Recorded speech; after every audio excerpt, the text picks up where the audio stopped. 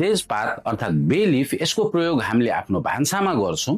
यदि गर्दैनौं भने पनि यसको प्रयोग गर्दा राम्रो, किन भन्दा यसले खानेकुराको स्वादलाई मात्र नबढाएर यसको स्वास्थ्य लाभ पनि छ। आज म तपाईहरुको माझमा तेजपातको स्वास्थ्य लाभको बारेमा केही कुरा गर्दैछु। नमस्कार, म तपाईहरुको फिजिशियन डाक्टर विवेक प्रभात शाह, उदयपुर विशेषज्ञ पोलिक्लिनिक गाईघाटबाट। तेजपातमा भाइटामिन ए र सी हुन्छ, जस कारणले गर्दा यसले हाम्रो शरीरको इम्युन सिस्टमलाई बढाउँछ।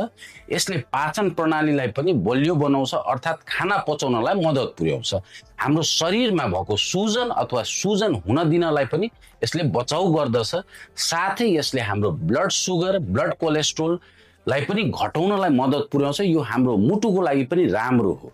अब ध्यान दिनुपर्ने कुरा के हो भन्दा तेजपातको त प्रयोग गर्ने, तर खाना खानु भन्दा अगाडि तेजपातलाई हटाएर खाँदा राम्रो, किन भन्दा यो सारो हुन्छ। सिधै निल्दाखेरि यो घाँटीमा अड्किने र पचाउन पनि निकै गाह्रो हुन सक्छ। हस्त आजलाई यति नै, धन्यवाद।